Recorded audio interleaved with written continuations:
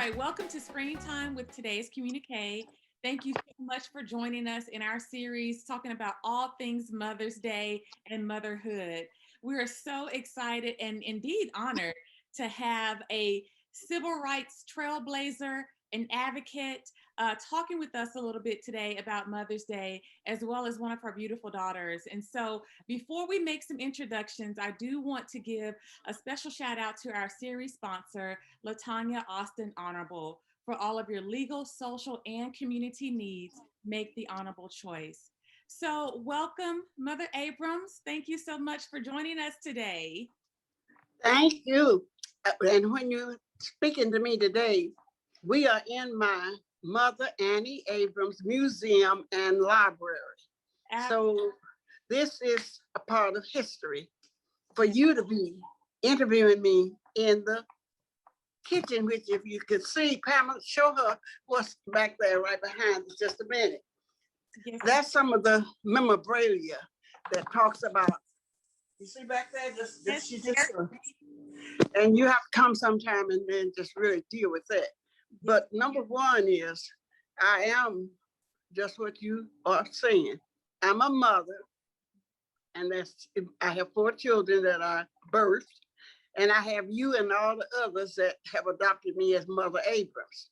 Yeah. So for you to have this series is so important because we have mothers who are in prison, mothers who go to see about their children, and then there are those who are workers, house workers, as in some of the books I have here, that have worked in the presidential house, which we have now, somebody living in it by the name of Joe Biden.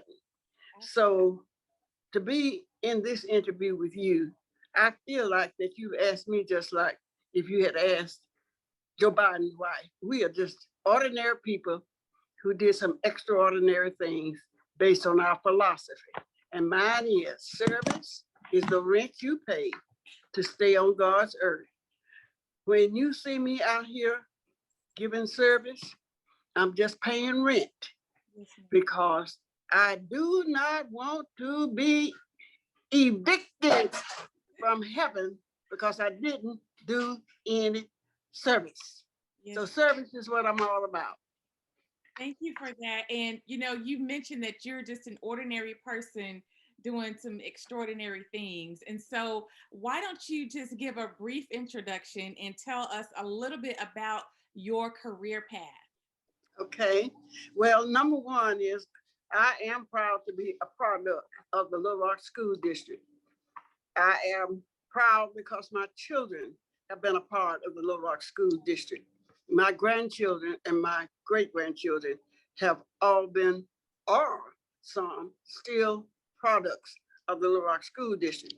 And the reason why I mention that is because we have been, and I call myself a global citizen. In the city of Little Rock, because of 1957 as an educational time in our history is important, 1957. And the reason why that 1957 is important is I had a baby born in 1957. And she's the other one you'll be interviewing in this series with me. That's Pamela Abrams, born 1957. So I had one born 56, 57, 59, and 61.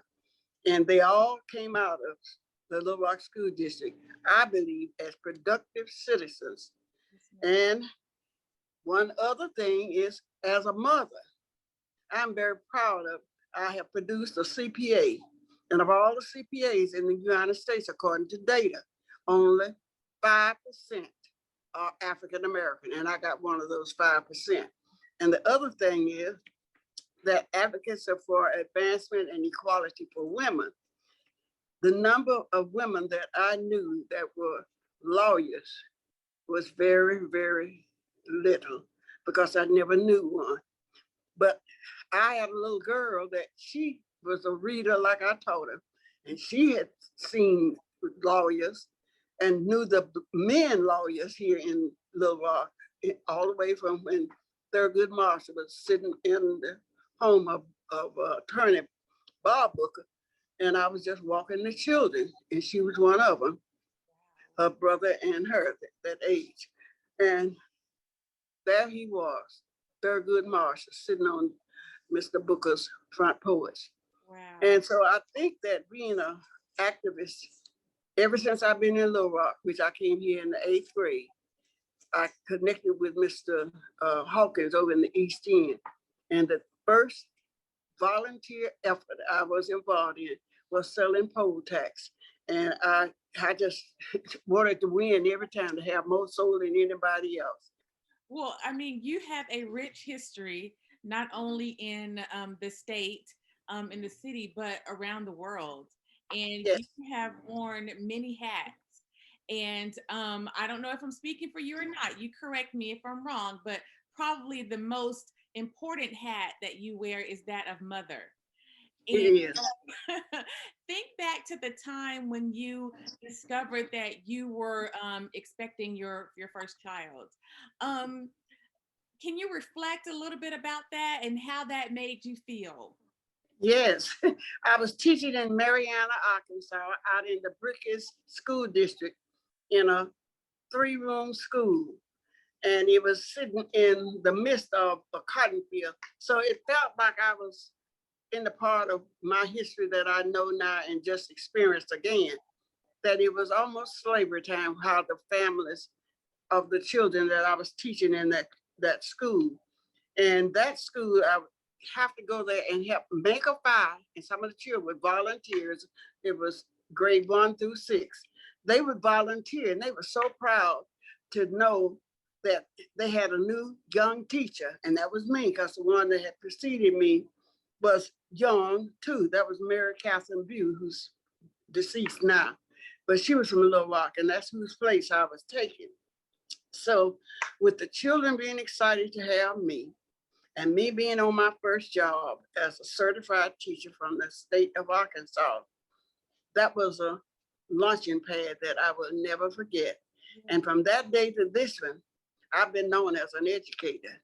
Yes, ma'am. When I left Marianna, and I left Marianna because that's when I started my parenthood.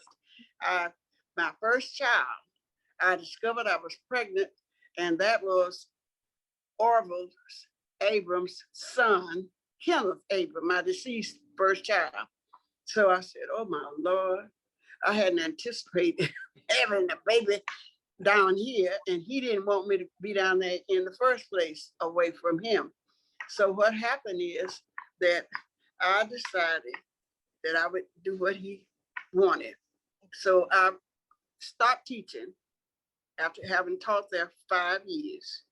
I stopped teaching, came home, and had my first child, because I was the first teacher in my family and the first to graduate from college. In my mother's home, in my grandmother's home, my maternal grandmother, they subscribed to the Arkansas Baptist Vanguard, which was a newspaper for Baptists throughout the state. Okay. And they also subscribed to the Chicago Defender. And I got exposed to people through those mediums, Black folks who were part of the Baptist, denomination, and people from all over the world out of the Chicago Defender. And because the founder and owner of the Chicago Defender, he was from Arkansas, John Johnson. And so that made me really know the importance that I wanted my children to have the best. Um, is there something that, if you can reflect back for a moment, is there something that your mother used to say, something that she used to do that you now see yourself doing and saying with your children? Anything come to mind? Yeah, well, one of the things that my mother said, and I practice it, now they say it, we always prayed and thanked the Lord before we ate anything. I think that I probably subconsciously felt like if I ate and didn't bless it, something bad might happen. And that's the way they are. Yeah. They believe in blessing the food. And definitely that when we're all sitting down together, who says the blessing? Right. Right. When you think about all the years that you've been a mother, how do you measure success as a mom? Well, there are two ways you measure success. One is that you want them, according to the social culture that they grew up in, to be one that they'll be able to be economically secure. You also want them to feel that they have some kind of obligation to help other folks to have the same blessings that they have received Yes, ma'am. in their home. So that's one of the things that I truly believe that they picked it up and they are practicing it. That's beautiful. That's beautiful. You mentioned that you have four beautiful children, and Mhm. joining us today is your beautiful daughter, Pamela. So, why don't you introduce her and Okay. let's bring her into the conversation? Okay. Well, one of the things that I guess it couldn't be any more timely than this. Pamela and my baby boy. I had two boys and two girls. And I told you the dates of their birth: 57, 59, 61, and 62. That would be Oracle. So this baby boy, who's a CPA, Mhm. and his daughter, who is at Tuskegee, just finished 4 years, we all went down in his big car, his wife, his sister, me, my niece, and a friend of that spiritual relationship at St. John. And in that trip, everything that I had hoped to know and had advocated, I was able to have it at his expense. That was his Mother's Day gift. They have been raised to do that, respect motherhood, and they've always given me physical and all those other things, perfume and that kind of stuff. But this gift, to have that trip, is unbelievable. I said to my niece, girl, we living like rich white folks up in this beautiful place, Conesco. And so what Pamela did was she made sure that I was going to be comfortable for Mother's Day. She gave me the proper Nikes, Yeah. house shoes, and she made sure that I was always able to get down steps, stairs, Mhm. and then the beauty was she pushed me through the entire uh, museum where all of these slaves had been lynched and all of that, which was a good block and a half, some of it uphill. She did it as if I was a special old lady, which was her mother. And I'll never forget when I said, "You tired, baby?" And Orva said, when we were going, I said, "You think I ought to take my wheelchair to Montgomery?" He said, "No, no, no." I said, "I was talking about the room in the car to put it." But he Right. said, "No, we got all we need for that. You don't need to worry about that." But he didn't tell me he had in mind that Pamela, my daughter, would be there to take care of my physical, inefficient strength that I would need and most people need to experience that historic moment. So she's been the best of everything. The worst of it is that saying that once a child and Mhm. twice a man, I mean, once a man and twice a child, Right. she's now decided that I'm in my second childhood and she's the mother. Okay. And Miss Pamela, thank Yes. you so much for joining us. Thank you for having us. So, before we bring you into the conversation, tell us a little bit about your career path. Okay.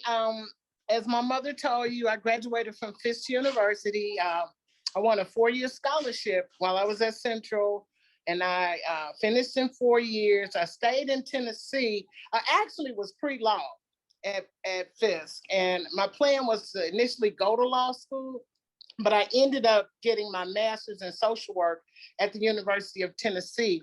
And while there, they came to me and said, "We have an internship at the VA in Little Rock. Do you want it? And I said, sure, yeah, I'll go home for my second year of grad school. And so I ended up at the VA. And when I graduated, the VA called me a year later, and I ended up staying there for 30 years. My plan was to go to law school part-time at Bowen here in Little Rock while I was there to 30 years, but I buy the LSAT book, wouldn't open it. So I did that 5 times. Well, by the time I retired, I finally took the test and I went to law school. So after law school in 2017, I took the bar and I worked for Legal Aid of Arkansas in the Fair Housing Department for 2 years. And I have been in my private practice since COVID started. When they sent me home, I decided that was my second retirement, and I've been doing that ever since. I work in wills, estates, contracts, properties, helping our people. I tell people, I know lawyers have a bad rep, but I'm actually one of the good ones. I'm not in it to make the money. God has blessed me with a great pension, and he brings a lot of opportunities to me. So I don't have to take every case. I'm very selective, and I give out a lot more free advice than I do paid advice. So that's my career path. Wow. I have been tremendously blessed to have a mother like that who exposed us to education. I knew from day one I was going to college. She surrounded us with books, individuals from all walks of life. I mean, from the drunk up on the block, coming down the street, to coming home one day, seeing Lou Gossett in our living room. So no, I would not be where I am had I not been raised by a mother like her. And it was funny when I got my MSW, she said, well, people always told me I was a social worker. I said, okay, fine. They could still say that. And then when I became a lawyer, she said, well, people always said I was their lawyer. I said, well, good, you can still be a lawyer. But let me just finish law school. And because she was actually going over to the law school, they let her sit in on classes. I said, can I have my 3 years? And then you can go back to law school. But no, I would not be where I am. But I do give I give all the glory to God. My mother made sure that we were in church. We went to a segregated school, but she was always involved with the PTA. We knew our teachers. They were the same people we would see in the neighborhood, and actually teaching Sunday school. I laugh. My mom was very resourceful. Back then, they had vacation Bible school for 2 weeks at a time. It'd be half a day. My mom would have it mapped out. We would go to our church, our home church, Mount Pleasant, in the morning for 2 weeks. Then we go to Mount Zion in the afternoon. And then the next 2 weeks, we had Archview and we had Bullock's Temple. We had the whole summer line, and we loved it. I did. I was the bookworm, I guess, in the family. I loved it. She made sure we had our first library card. They used to have this way before you were born. They had a colored branch library right there by Baptist College. And she made sure that was my first library card when I was a kid. And we went to the library. We didn't have a lot of money, but we had a lot of culture, exposure, travel. Like she said, we were just blessed tremendously by God. And I thank him for having a mother and a father who really wanted the best for us. Absolutely. Absolutely. Is there one thing when you think about, being with your mom all this time? I asked her the same thing about Queen Victoria. Is there one thing, maybe 1 or 2 things that your mom used to say or do when you were a child that you find yourself saying or doing as an adult? Yeah. Great niece, Paris. She would tell us, to always recognize God's role in our life.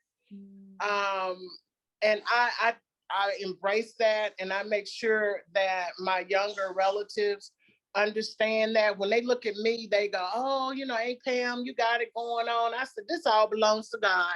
Yeah. So I make sure I tell them that, and I always point back to him because they tend to get caught up in what they see. They don't see the struggle. And I try to make sure my mom did a good job of shielding us from all of the racism and things like that. So I make sure that our relatives, young relatives, understand the struggle. They understand our genealogy and our history. So yeah, she was very good about making sure that we recognize where all of our blessings come from, and I share that with them, and also the importance of education. I tell them education is the key. Get you a license. I don't care what kind of license it is. You'll never be unemployed. You know.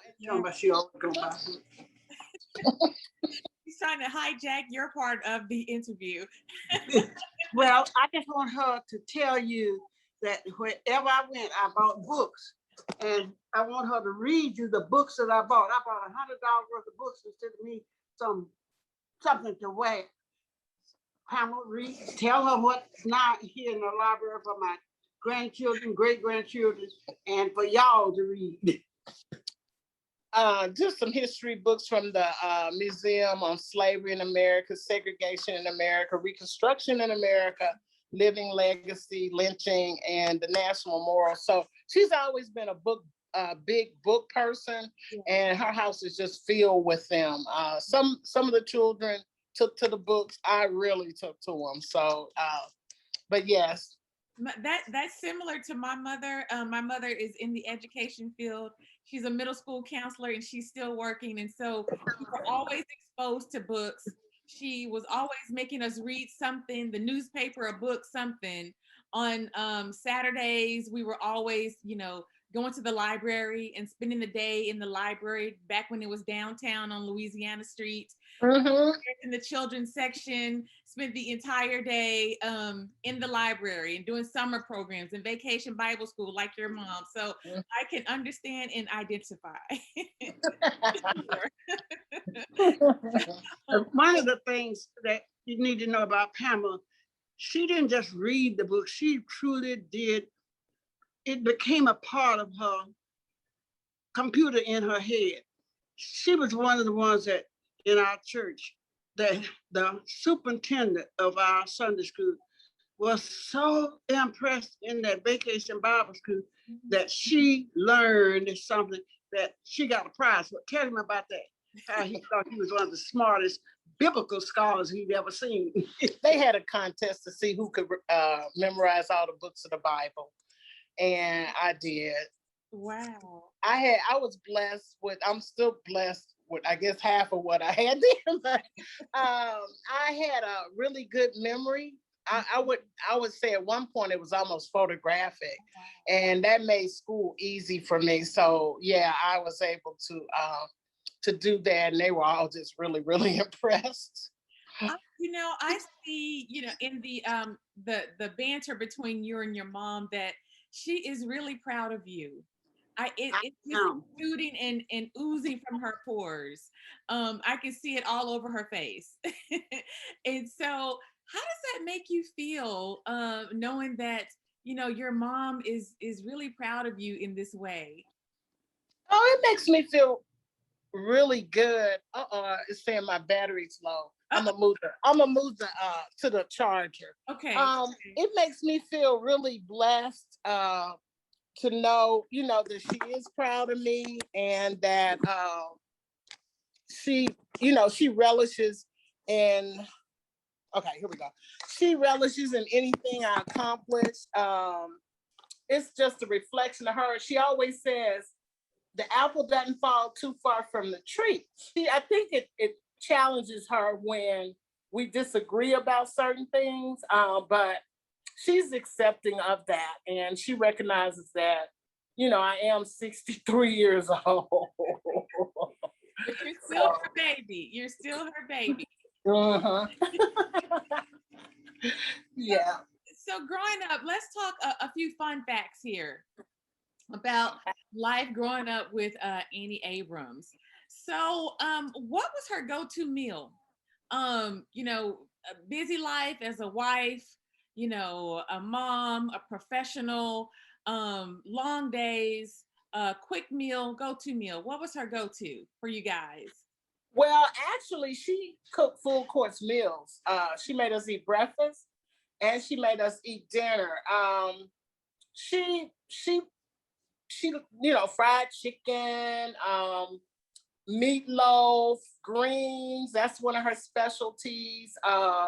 We always had full meals.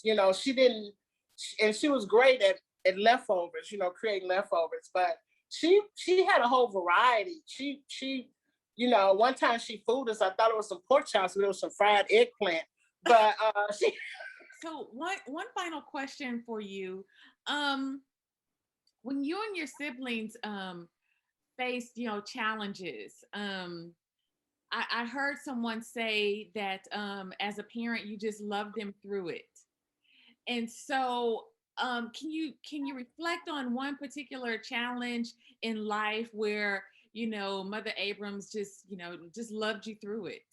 And how did that make you feel on when you got to the end of that? Well, I remember the first time that I felt like I had a challenge. So, I had selected Fisk. I had never gone up there. And she told me, she said, well, it's a different kind of school. There are a lot of rich kids, and, it's just a different kind of environment than what you've been used to. And I said, oh, no problem. I can handle it. Well, 2 weeks in, I called crying. You're right. Everybody's rich except for me. I'm ready to come home. And she was like, no, you chose it. You're going to stick through this. And that was the end of it. I hung up the payphone and went back to my room. And it was the best thing she could have ever done for me, because that turned out to be the experience that changed my life. And so, yeah, she was like, no, you made the decision. She said, I warned you, but no, you're gonna work through this. And she would try to make up for it. She would actually cook a meal and put it on the Greyhound bus, a pound cake, some fried chicken, put it on the Greyhound bus and say, baby, go to the Greyhound bus station. It'll be there in like 8 hours. And I would go and get my little, and all my friends would come to my room. So even though she knew, I had that little struggle. After that, it was on. It was on, and I thank her, because I was just 17. Right. And she said, you're gonna stick through it and you're gonna do fine. So yeah, that was one of those times where she really did support me in a way that I needed to be supported. Wow, that's beautiful. That is beautiful. That's beautiful. Well, Miss Abrams, thank you so much. Okay. I want to thank both you and your mom for joining us to talk about all things motherhood and Mother's Day. And so we know that whether you've given birth biologically or you just, you're mothering on someone else's children, every day is Mother's Day. And so thank you so much for everything that you do on behalf of the community. We appreciate you and your mother. And we appreciate all you do. Every time I see you, I tell you that what you're doing for this community is so invaluable, especially at a time like now. It's just been amazing how you were already in the virtual world and it just translated over. So keep up the good work. And if there's anything the Abrams can do for you, we are willing to do it. We do believe in service and we love you, and just keep up the good work. Yes, ma'am. Thank you so much. All right. Appreciate it. That's a wrap. Okay. Thank you. Bye-bye. Bye.